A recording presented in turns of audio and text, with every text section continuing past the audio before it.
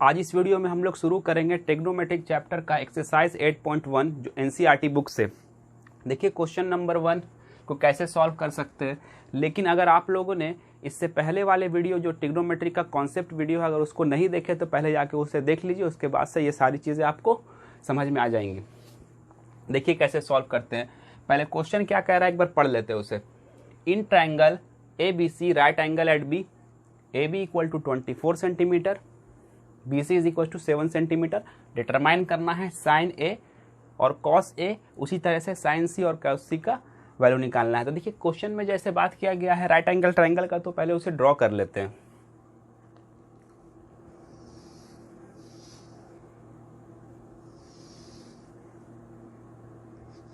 ए B सी, क्योंकि question में mention है जो राइट एंगल होगा वो बी पे होगा, तो यहाँ पे 90 डिग्री बना लीजिए, ठीक है। उसके बाद ए बी का जो मेजरमेंट दिया हुआ 24 सेंटीमीटर, तो ए बी पे लिख सकते हैं 24 centimetre, B C is equal to 7 centimetre. देखिए परपेंडिकुलर भी है, अगर इस वाले एंगल को लेकर चले इसके लिए परपेंडिकुलर ए बी होगा और बेस बी सी होगा एंगल सी के लिए। तो परपेंडिकुलर भी है, बेस भी है, हाइपोटेनस निकाल लेते हैं।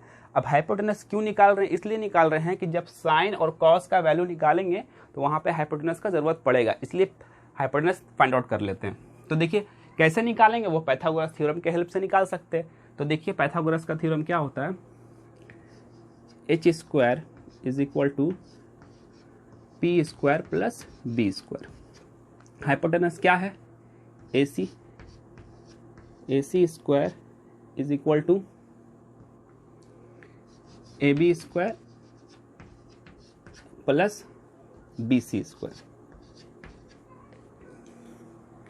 देखिए ए सी स्क्वायर जो होगा वो ए बी का वैल्यू लिख लीजिए 24 square plus 7 square. A C square is equal to 24 का स्क्वायर क्या होगा 576, 7 का स्क्वायर 49। इतनी बातें तो आपको पहले से भी पता होंगी, ठीक है। ए सी स्क्वायर इन दोनों को आपस में ऐड करने पे कितना आएगा 625, ठीक है। ए सी से अगर रूट हटेगा तो रूट 625 के ऊपर आ जाएगा, और अंडर रूट 625 का वैल्यू क्या होता है, वो होता है 25 के इक्वल। इससे हम लोगों का ए सी का वैल्यू फाइंड आउट हो गया 25। ए बी का वैल्यू भी आ गया है, बी सी का वैल्यू भी, ए बी का वैल्यू तो पहले से दिया हुआ था, बी सी भी दिया हुआ था, और ए सी 25 फाइंड आउट कर लीजिए, ठीक है। अब देखिए किस तरह से सॉल्व करते हैं। साइन ए को कैसे फाइंड आउट कर सकते हैं, देखिए साइन ए, साइन ए का ट्रिग्नोमेट्रिक रेशियो क्या होता है, परपेंडिकुलर अपॉन हाइपोटेनस। क्योंकि पिछले वीडियो जो कॉन्सेप्ट वीडियो है ट्रिग्नोमेट्री का उसमें ये सारी चीज़ें बता दी गई हैं, ठीक है।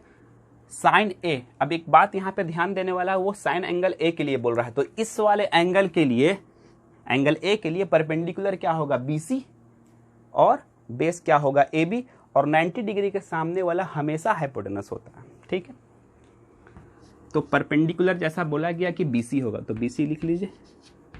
साइन एंगल ए को लेके चल रहे, ठीक है, और हाइपोटेनस AC, ठीक है। BC किसके इक्वल है 7, BC का वैल्यू 7 है, यहाँ क्वेश्चन में भी दिया हुआ देखिए 7 सेंटीमीटर, तो 7 लिख लीजिए। और AC अभी फाइंड आउट किए 25, तो 25 ये हो गया आंसर। बस इतना ही करना था, ये आपका साइन ए का वैल्यू आ गया। जिस तरह से साइन ए का निकाले उसी तरीके से कॉस ए का भी वैल्यू निकाल सकते हैं। कॉस ए, देखिए कॉस ए के लिए जो ट्रिग्नोमेट्रिक रेशियो वैल्यू होता है वो होता है base upon hypotenuse, base upon hypotenuse, base upon hypotenuse. अब इसके लिए बेस क्या है, परपेंडिकुलर BC है, इस एंगल के लिए परपेंडिकुलर BC है, तो बेस क्या होगा AB, AB, और हाइपोटेनस तो 90 के सामने वाला हमेशा, यानी आप थीटा एंगल बदलने से बेस और परपेंडिकुलर तो चेंज हो जाता है, बट हाइपोटेनस नहीं चेंज होता, क्योंकि 90 डिग्री का सामने वाला हमेशा साइड कौन सा होता है, हाइपोटेनस का साइड होता है। तो AB upon AC, AC side है। अब देखिए AB का वैल्यू क्या दिया हुआ 24 और AC का वैल्यू क्या निकाले अभी 25, तो ये आपका आंसर हो गया। जिस तरह से साइन A cos A का निकला है, अब देखिए साइन C और cos C का निकालते हैं। तो जिस तरह से साइन एंगल A को लेके चल रहे थे, साइन C के लिए इस वाले एंगल को लेके चलेंगे और देखेंगे फिर परपेंडिकुलर क्या होगा और बेस क्या होगा इस एंगल के लिए। ठीक है, देखिए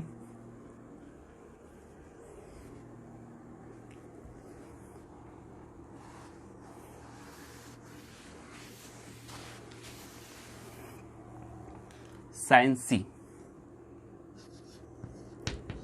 साइन C,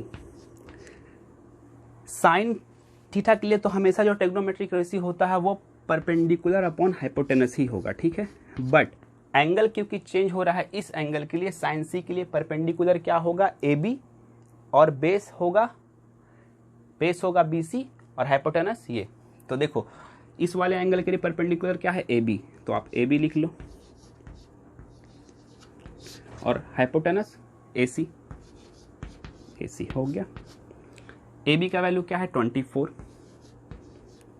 AC क्या है 25, ये एक आंसर हो गया साइन C के लिए। उसी तरह से देखिए cos C को कैसे सॉल्व कर सकते हैं। cos C यानी कि इस बार भी एंगल किसे लेके चलना है, इसी एंगल को लेके चलना है। पहले ट्रिग्नोमेट्रिक रेशियो लिख लीजिए। cos एंगल के लिए, cos थीटा के लिए वो होता है बेस अपॉन हाइपोटेनस। अब इस एंगल के लिए बेस BC है तो BC लिख लीजिए और हाइपोटेनस AC है। देखिए BC का वैल्यू क्या है 7 और AC का वैल्यू है 25। इस तरह से क्वेश्चन नंबर 1 को आप आसानी से सॉल्व कर सकते हो। देखिए क्वेश्चन नंबर 2 को किस तरह से सॉल्व कर सकते हैं। क्वेश्चन नंबर 2 कह रहा है in figure 8.13 find tan P minus cot R। tan P और cot R का वैल्यू आपको निकाल के बताना है। और इस राइट एंगल ट्राइंगल में देखिए 2 साइड दिया हुआ, तीसरा साइड भी अगर हम लोग फाइंड आउट कर ले तो इस क्वांटिटी को सॉल्व करना बिल्कुल आसान हो जाएगा। तो देखिए तीसरा साइड कैसे फाइंड आउट कर सकते हैं।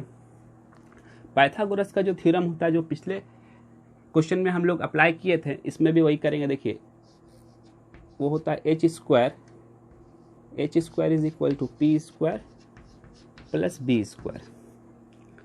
h स्क्वायर क्या है देखिए PR स्क्वायर, इस एंगल के लिए परपेंडिकुलर, क्योंकि अगर कोई एंगल स्पेसिफिकली नहीं दिया रहता है तो आप इसी को आप परपेंडिकुलर मानो, इसको बेस मानो। ठीक है, PR का स्क्वायर, ठीक है, जो होगा PR का स्क्वायर किसके इक्वल होगा PQ के स्क्वायर परपेंडिकुलर, और बेस क्या होगा QR के स्क्वायर के इक्वल। ठीक है, PR का स्क्वायर का वैल्यू दिया हुआ 13 स्क्वायर, ठीक है, और PQ का वैल्यू भी दिया हुआ 12 स्क्वायर। QR कैसे फाइंड आउट कर सकते हैं, देखिए 13 का स्क्वायर होता है 169 के इक्वल और 12 का स्क्वायर होता है 144 के इक्वल। ये QR स्क्वायर को इस तरह से रहने दीजिए। 169 में से ये टर्म आके माइनस हो जाएगा 144। ठीक है, ये सब बिल्कुल आसान है। अगर QR स्क्वायर लिख लिया जाए इस तरफ तो ये वैल्यू कितना बनेगा 25 के इक्वल, और QR जो होगा, क्योंकि अगर स्क्वायर हटता है तो इस पे रूट आ जाएगा, ये हो जाएगा QR जो हो जाएगा वो हो जाएगा 5 के इक्वल, 5 सेंटीमीटर, मतलब ये साइड भी आ गया 5 सेंटीमीटर, 5 सेंटीमीटर हो गया है। तीनों साइड आ गया। अब देखिए इस क्वांटिटी को बिल्कुल आसानी से सॉल्व कर सकते हैं। tan P minus cot R, tan P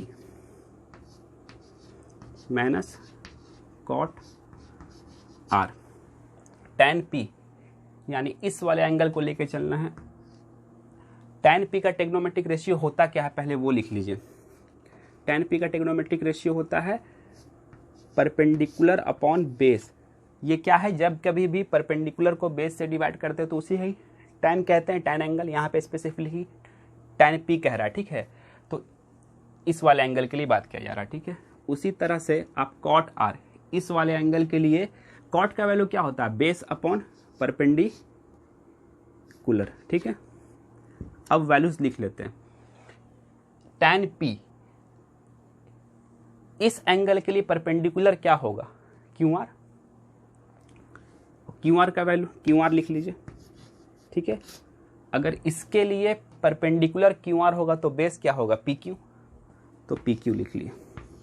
ठीक है, उसके बाद cot R इस एंगल को लेके चलना है। ठीक है, इसके लिए परपेंडिकुलर क्या होगा, PQ, और बेस क्या होगा, QR। तो पहले बेस लिखना है, तो बेस का वैल्यू क्या है, QR। ठीक है, उसके बाद परपेंडिकुलर लिखना है। ठीक है, अपॉन में, तो वो PQ के इक्वल है। ठीक है, एंगल चेंज करने से परपेंडिकुलर और बेस चेंज हो जाता है, इसलिए यहाँ पे चेंज करके लिखा गया। ठीक है, और 90 के सामने वाला हमेशा हाइपोटेनस होता है, तो इसमें तो अभी हाइपोटेनस का कोई ज़रूरत नहीं है, इसीलिए इसको नहीं लिखा गया। तो अब QR का वैल्यू निकाल लीजिए। देखिए यहाँ लिखा हुआ QR का वैल्यू 5, PQ का वैल्यू क्या है, PQ का वैल्यू है 12। उसी तरीके से QR का वैल्यू 5 और PQ का वैल्यू 12। अब इसे सॉल्व करेंगे तो क्या होगा, 0 के इक्वल ही होगा।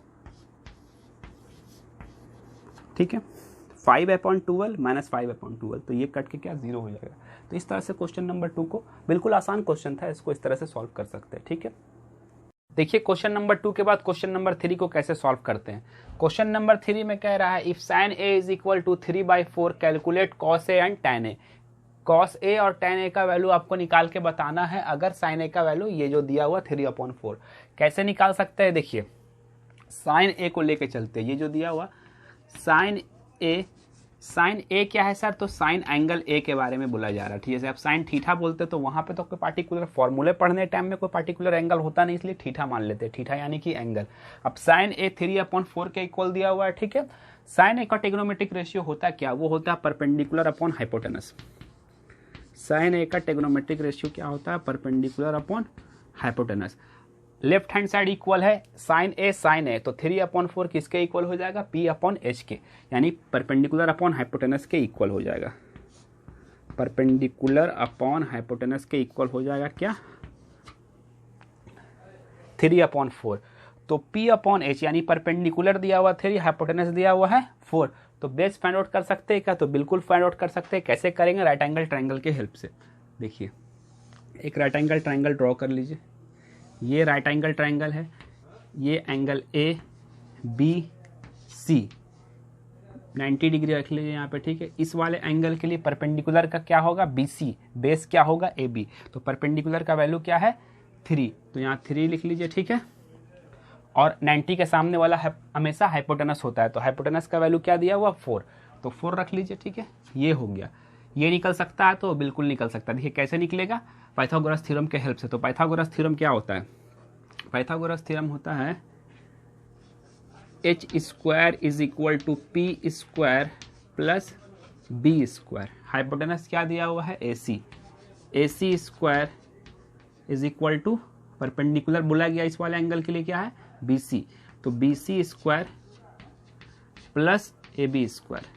ठीक है, AB² हो गया। AC² क्या दिया हुआ 4², 4² is equal to BC², BC का वैल्यू दिया हुआ ना, BC का वैल्यू 3, तो 3² हो गया प्लस AB²